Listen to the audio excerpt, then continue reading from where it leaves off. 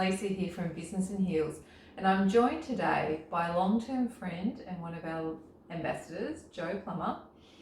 Jo's had a very interesting career, and at the moment she's got a portfolio chair career, and she also does professional mentoring. So I thought it was a really great time, as she's just rebranded, to sit down with her and find out what is going on.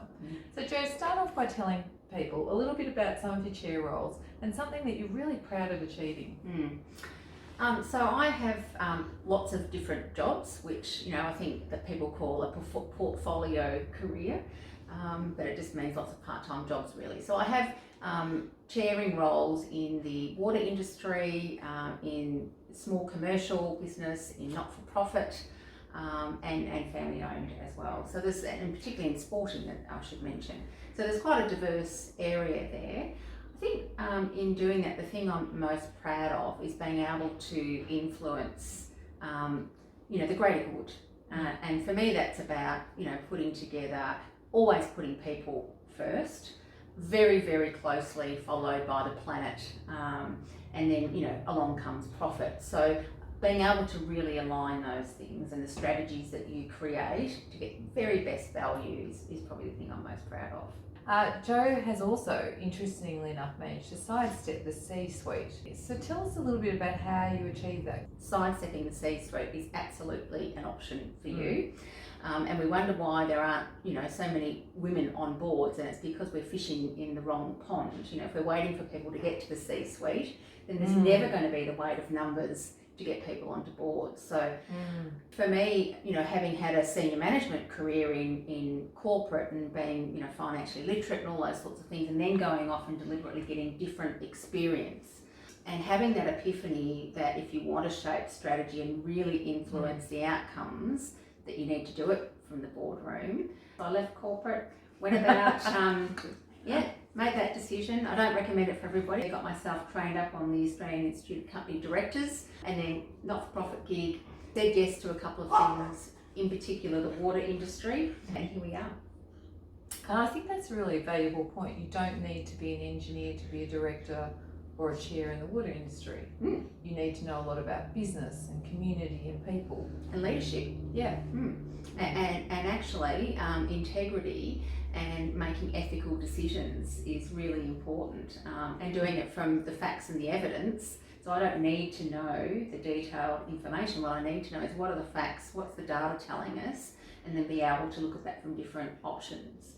And as a chair, you're not making decisions on your own, you're actually making them as a collective board. So one of the skills is making sure that you get, all of the skills around the table and the sum of all parts being greater than one. Awesome. And that's probably been my secret weapon, that one. That's probably what I'm best at. So Jo, you've had a really zigzag career. Well, I'm sure there's been many pivotal moments, but can you distill it down to maybe one pivotal moment in your career that made you go on a tangent? Mid-30s, having had my first child and coming back into the workforce. And during that time I had, worked really hard to complete an MBA, and I had left my career on a high. I was doing good work and, in a senior management position, really enjoying what I was doing.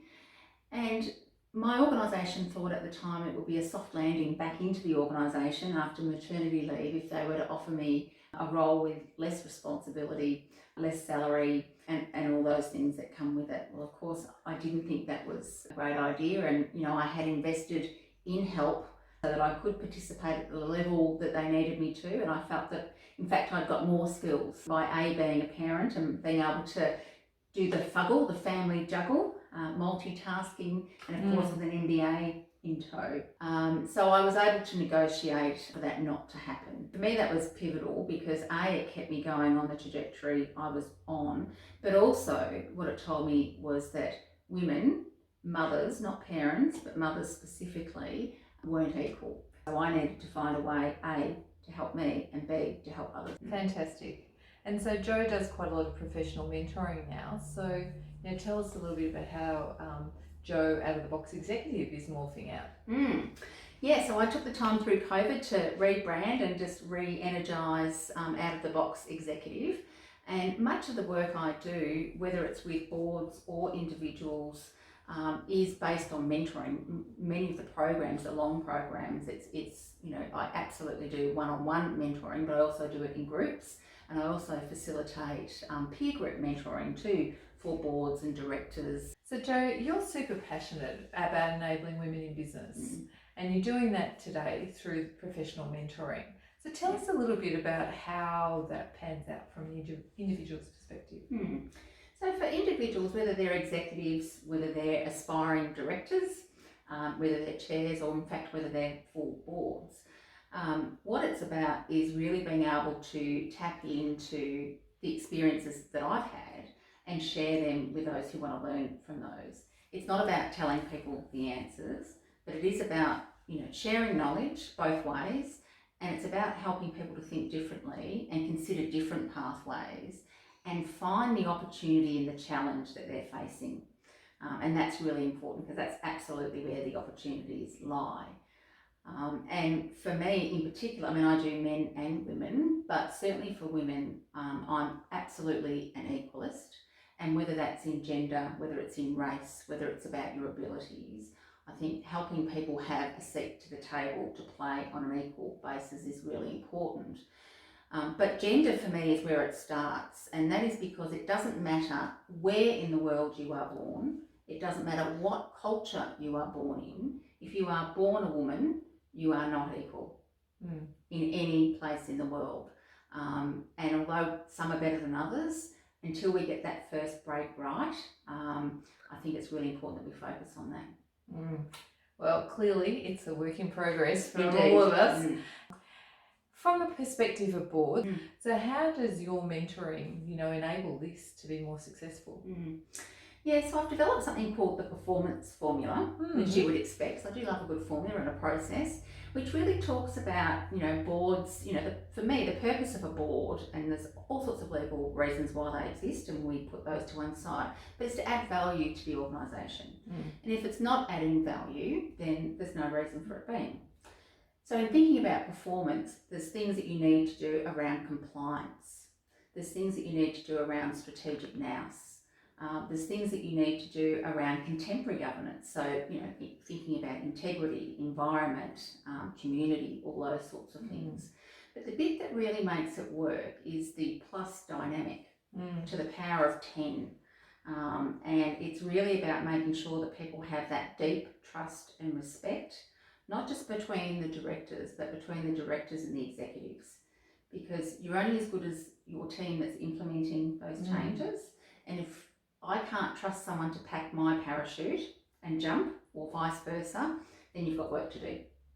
I don't think of myself as wise, I have to say, but there are certainly some things that I think are important to grab a hold of.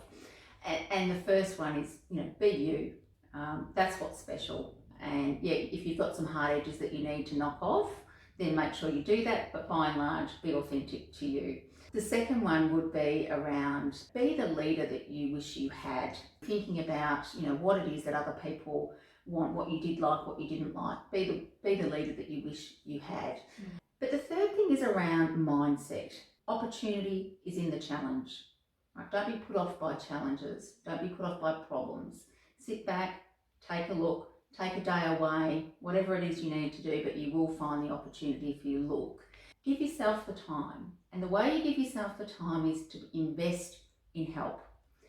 Get rid of the things you don't like doing, or get rid of the things that you're not emotionally invested in. And I've been doing that for a very long time now.